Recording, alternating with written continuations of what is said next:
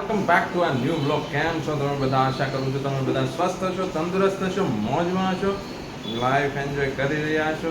તો જય શ્રી રામ, જય માતાજી. ભગવાનના નામની સાથે શરૂ કરીએ આજનો નવો બ્લોગ. બાકી ગયા છે 8 અને ટાઈમ થઈ ગયો છે બ્રેકફાસ્ટ લેવાનો. તો ચાલો પહેલાં બ્રેકફાસ્ટ લઈએ, પછી હું તમને જલ્દીથી, પણ એની પહેલાં બેન સીતારામ. ચાલો તો બધાને સિસ્ટરે સીતારામ કહી દીધા છે, તો કોમેન્ટમાં સીતારામ જરૂરથી લખી દેજો.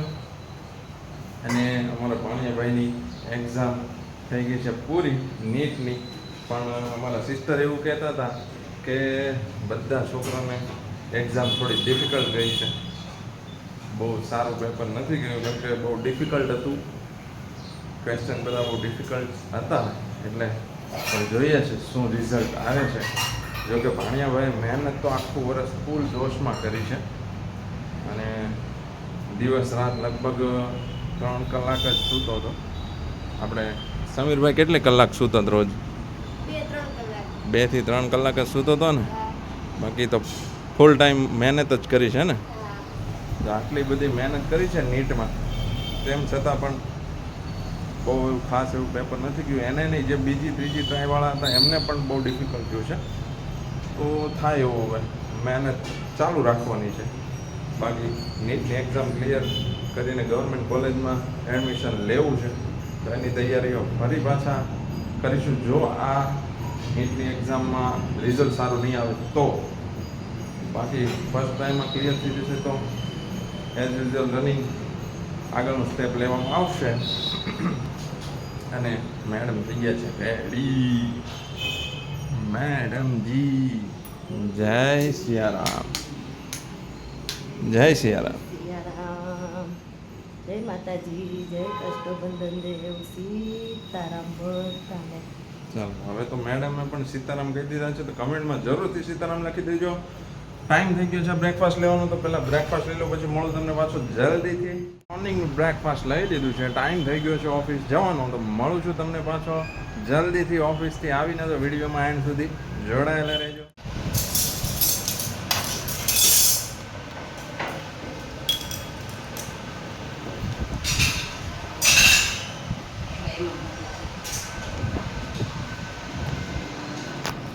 તો કાંઈ આ સિઝનની કેરી આવી ગઈ છે, અને બપોરનું જમવાનું છે ભાઈ ચકાચક પનીરવાળું.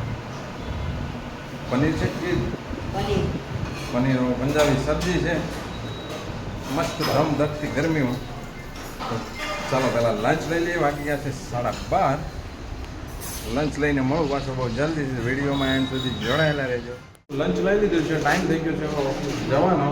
મળું છું તમને પાછો ઓફિસથી આવીને. ઘરે વાગી ગયા છે રાતના 8:30, અને ડિનરનો બેસ્ટ ટાઈમ થઈ ગયો છે.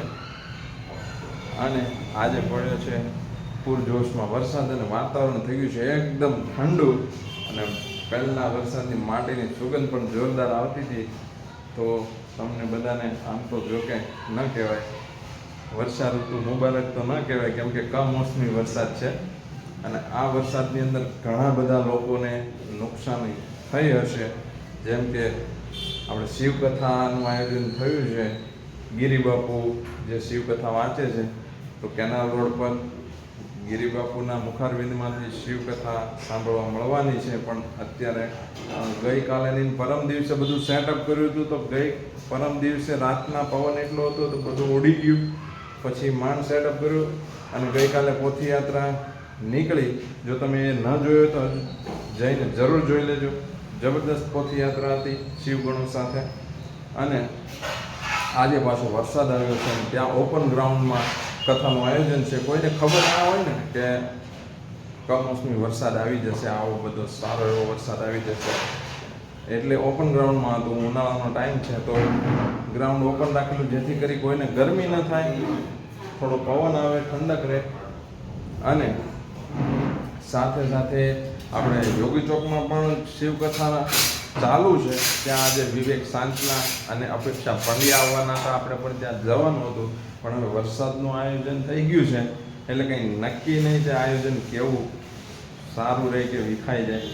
તો જોઈએ છે હવે થેન્ક યુ વીજળીના કડાકા ભડાકા જબરદસ્ત થઈ રહ્યા છે. નુકસાન ઘણા બધાને છે. કથાનું આયોજન કર્યું હોય એમને પણ નુકસાન છે, ઘણા ધંધા રોજગારને નુકસાન છે, અને સૌથી મોટું નુકસાન તો છે કેરીનું. કમોસમી વરસાદ આવે એટલે ખેડૂતોને જે કેરીના પાક વાવે છે અને કેરીનું નુકસાન બહુ જોરદાર થાય, કેમ કે કેરી બગડી જાય, ખાવાની પણ મજા ના આવે. એટલે નુકસાન તો ઘણા બધાને છે. કમોસમી વરસાદથી વાતાવરણ બહુ ચેન્જ થાય એટલે બીમાર પણ પડી જવાય, તો નુકસાન ઘણું બધું છે. ચાલો પપ્પા બેસી ગયા છે ડિનર લેવા. પપ્પા સીતારામ. ચાલો તો હવે આપણે પણ ડિનર લઈ લઈએ, પછી મળો તો તમને પાછું જલ્દીથી તો વિડીયોમાં એન્ડ સુધી જોડાયેલા રહેજો. લઈ લીધું છે ને ભાણિયાભાઈ જઈ રહ્યા છે મામાનું ઘર છોડીને એમના ઘરે, કેમ કે ભાણિયાભાઈને હવે 4 મહિનાનું વેકેશન છે, તો એક જગ્યાએ જોબ મળે છે, તો 4 મહિના જોબ કરી લે.